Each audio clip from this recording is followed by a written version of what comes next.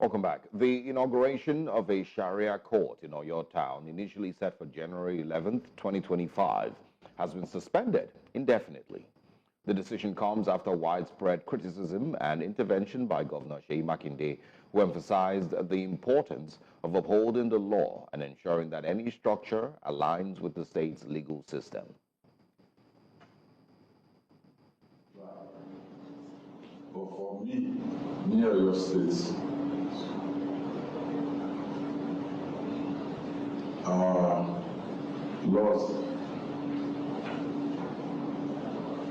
as a constitution in Nigeria is what I swore to uphold. And if they are within the law, fine. But if they are not, they should expect that I will insist that the law must be followed. So, we're using this opportunity to say to the people. The planned inauguration by the Supreme Council of Sharia in Nigeria had sparked intense debates, with critics arguing that it could jeopardize the state's religious harmony. The Oyo State chairman of the Christian Association of Nigeria had also dismissed the initiative, describing it as unconstitutional and a threat to the state's secular nature. Organizers have since announced the postponement, stated that the planned structure was not a Sharia court, but an arbitration panel for Muslims seeking voluntary dispute resolution. Now joining us is legal practitioner Magaji Mato Ibrahim SAN, who's joining us this morning. Good morning, and thanks very much for joining us. All right, whilst we're trying to sort out, all right, great. Mr. Ibrahim, Magaji Mato Ibrahim, SAN, thank you very much for joining us. So let's talk about, the conversation. The conversation now is about the potential of bringing the Sharia court into southwest Nigeria. We recognize how this might have been an issue of dispute in earlier years. Well, let's first get your thoughts regarding this. Sorry, I have a problem with the credibility. Can you hear us now? Leonard SAN, can you hear us? Okay, we'll try to sort that out, and we, of course, hope to bring him back and quickly sort out the audio. But just to mention that the conversation is about bringing Sharia law into southwest Nigeria. Sharia law has existed. It's predated, the 1999s when it was officially adopted in certain northern parts of the country. But I think the challenge that many are seeing here is the fact that it is discriminatory to other religions. It's discriminatory to the Christians if you bring the Sharia law and say that they should be bound by the Sharia law. If you recall, sometime in, I think it was 2000, Kaduna State was on fire because of this. In fact, that was recorded as one of the worst riots that Nigeria has seen since the Civil War. The numbers as to how many people died or how many people lost their lives there've been issues of disparity between these numbers because of Sharia law. A number of northern states had signed up to adopt the Sharia law into their legal system. Kaduna State decided to do the same, and they said, no, you can't do that.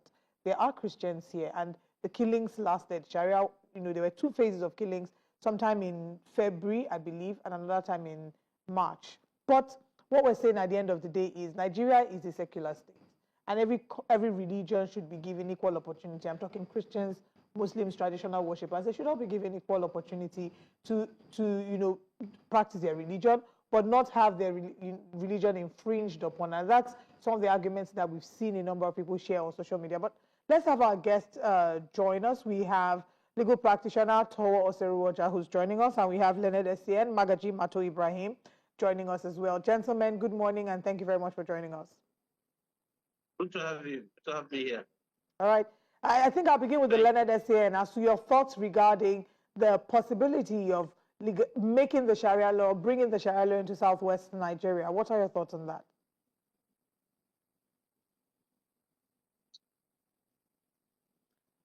Okay. Whilst we're sorting out, Leonard SAN, can you hear us? Can hear at all. Okay. We'll try to sort that out. I'm hoping that Mr. Oseruoja is here as well. Let's get your thoughts on Sharia law coming into Southwest Nigeria? Okay, the Sharia law coming into Southwest Nigeria, well, if you look at Section 6 of the Constitution, it has a stated courts that are recognizable in Nigeria.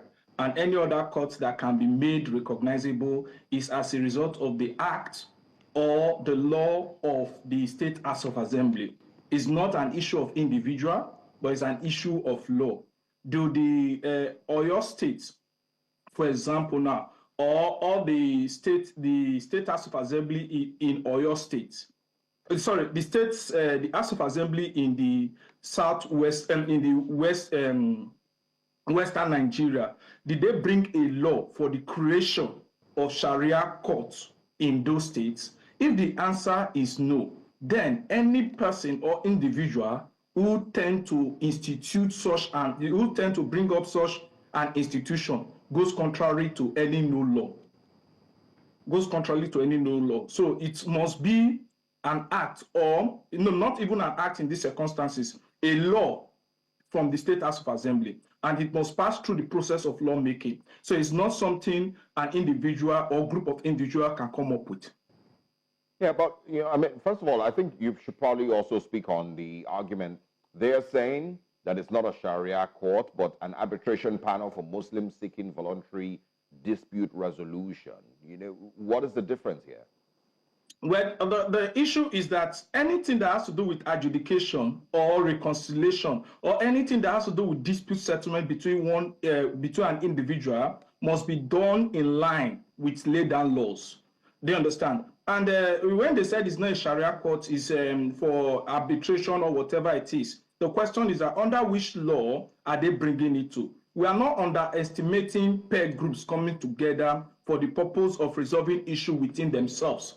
That is not an issue. But when it becomes a system that subjects a larger population or identify a larger population of a community or of a society, then it must go in line. Even if you look at the reconciliation panel, they work with the Arbitration and Reconciliation Law or Act of Nigeria. So it's not just you coming together to say, okay, well, we are bringing it. Churches or mosques or religious body, they have a way of reconciling or settling disputes. We are not disputing that. But when it comes to the public domain or training to the public or making it known as a laid down procedure or a laid down process for a particular set of people, the law must come in then. Okay, so now that you've explained, that they would need to follow the law to establish an arbitration tribunal or to establish a court, should they persist and go ahead, what would be the next option? No, the next option is, first of all, they are going contrary to law. And basically, I think when a law is not properly followed, the anarchy is set to let loose. So obviously, those people or individuals will be treated as a threat. And we should not take this lightly, because anybody can still come out today and say they want to establish Shango court or Amadioha court, or let me use the word Oni court and every other court they want to do. But you should know that we have a conventional way, and those people who are promoting such an act, or people who intend to carry out such a process, let me just advise them. They have representative in the State House of Assembly. They should channel their process, or they should channel their desire to the House of Assembly. He can sponsor a bill, or they can co-sponsor a bill for the establishment of a law court, of a Sharia court. Remember, Sharia court is recognizable in the Constitution. Sharia court is, I think, if you look at the Sharia Court of Appeal, is one of the court of record that which the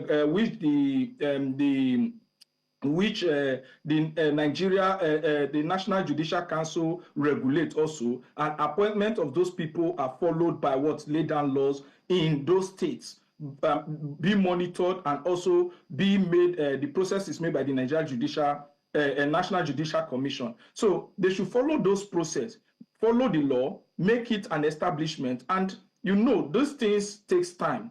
it takes acceptability, and I believe nobody will go against them if they follow the due process of the law. But if they want to go contrary to the law, obviously the law will take its course, because you cannot in any way, a court is an institution that form part of democracy and form part of government. An individual cannot take it upon himself to want to bring out an institution that is controlled, or that ought to be the third arm or second arm of government, to be his own to be in his own parlor. No country will allow such, and neither will a state hold his hand and allow such a thing to happen. Well, the conversation started this way, I believe, during the Obasanjo administration, and then slowly we started to see states adopt Sharia law. It started with Zamfara, I believe. Currently, there's about 12 states, that currently have, Sharia laws in their states, and I'm guessing, these are how the conversations start, and then, maybe they go through the legal process, like you've mentioned. Or your state has a sizable Muslim community. What do you expect to happen next? Governor Shariah Makinde doesn't seem, too keen on this. He's decided to stick with the laws that govern your state. But what do you, see happening next? Are these conversations going to continue? Do you expect that it would go through the National Assembly, and maybe, they would get, approval from the National Assembly? Well, when it comes to Sharia courts of a state, the National Assembly has no role to play in that. The State House of Assembly, I beg your pardon. Yeah, the State House of Assembly. Yeah. Well, if it comes to when they follow the due process of the law, and remember, let's not shy away. Let's not shy away of the fact that the Sharia court we are talking about is only restricted to the Muslim, except any other religion, like a Christian or a traditional worshipper submits his or herself to the jurisdiction of the Sharia court. So it affects nobody in the society, and it intends not to infringe on the right of any other individual who is not a Muslim. So if you follow the due process of the law and they have the total majority, nothing stops such a court to be established. Remember, it ought to be an institution of the law. Then two, if the governor, politicians changes, because one thing about politicians is they follow the voice of the majority, particularly when they are approaching the electionary process, or those who are ambitious. And you won't underestimate the fact that at this point in time, for Makinde, who is also having the body language of contesting for the office of the president, it will be a bit diplomatic, because he needs both the support of all aspects of life to achieve such his ambition. So I think politics may play, but the other thing again is that if the process is followed holistically, Governor Makinde as an individual is subjected to the voice of the majority. But if the process did not follow the true process, if the process did not follow if the process is not followed appropriately, then obviously he will be vindicated. And when I look at his body language and look at his statement, he is of the view, and I believe he should be of the view, that the right thing ought to be done. So let's see what happens. And let me still tell you some certain things. It's not also all the Muslims that are willing, or they wish to submit to the Sharia court, because you see them coming to the conventional court, and you see them sorting their grievances in non-conventional courts. Okay, thank you very much for specifying that, because we've seen certain Muslims as well saying, I'm Muslim, but I do not support the establishment of Sharia law in Oyo State. So there have been mixed reactions to this. We can all agree that Sharia law dated, it's not a new thing. It's existed before pre-colonial era. However, I spoke about earlier the violence in 2000 that was caused in Kaduna, because they were trying to ensure that, the Sharia law became the official law by which the citizens in Kaduna State were bound, but the Christians protested. Do you worry that that might be something that we might end up experiencing again in 2024 or 2025, as the case may be? And how do we ensure that we do not degenerate into that kind of bloody situation? It was referred to as the worst outbreak or worst violent outbreak after the Civil War.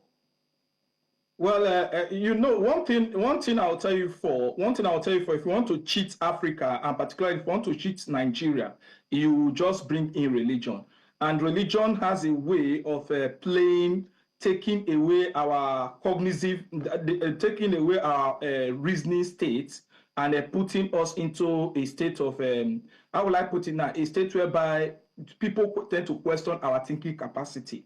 Now, what happened in Kaduna, let's be specific. When they said the Sharia court and Sharia law, now we'll come to the supremacy of the constitution. That is where I find it a bit worrisome when I see the implementation of certain actions taken in the northern Nigeria.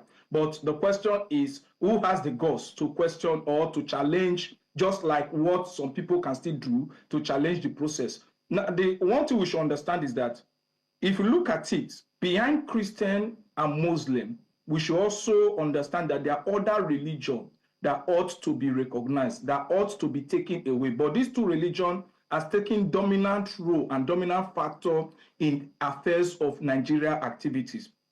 So that is that. Then two, Sharia law can never and will never become the superior law to the constitution. Irrespective of whatever we are saying, when there is a conflict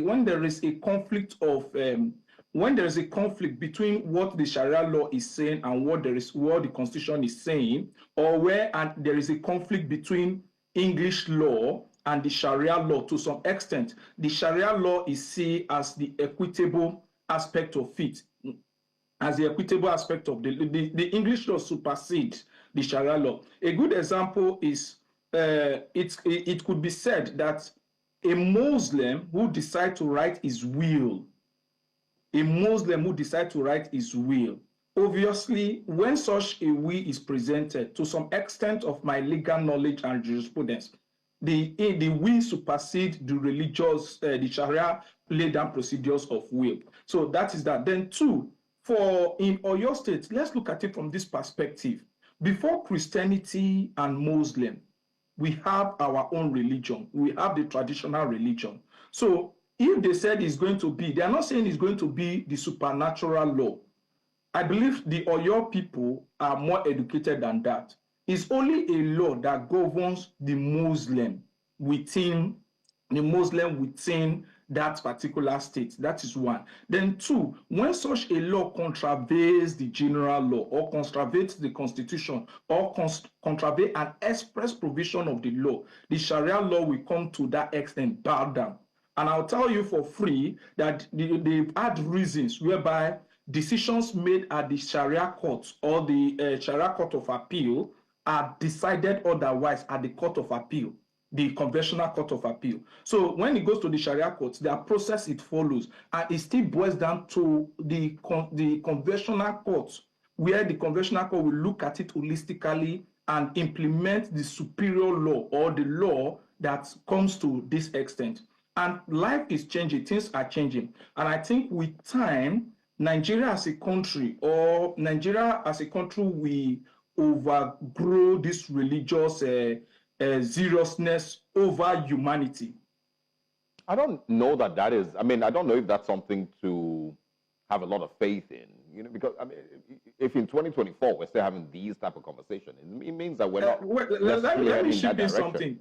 Let me just ship in something. Do you understand? Yeah. If you notice, we are getting to a point now where people tend to question religious promotions. Before, if you look at 10 years ago and now, so it will get to here in the UK, you'll be shocked that even the money I spend in my Christmas fittings, and a friend of mine who's a Muslim, when I went to his house, I was now asking him, I said, I called him, I'm just giving you an analysis. So with time, Nigeria will get to see that humanity first before the religious seriousness. Again, I get what you're saying, but I personally just don't have a lot of faith in that, analogy. I don't think that's what's going to happen, and it's not just Nigeria. It's mostly because of where the world is going, and how feeble a lot of people have become. Emotionally, a lot of people have become. There's so much that's going on across the world that is eventually going to trickle down to Nigeria, and I don't know that we could have a lot of faith in that, but we will see. Time will tell. We'll see how your state handles this, and of course, the rest of the southwestern states. We will see. The voice of the people would always, take the day eventually, and Nigerian constitution rather should always be respected. But thank you very much for your time this morning. We would love to have you back as quickly as possible. Merry Christmas from us over here. We wish you a And very same happy here. celebration. All right.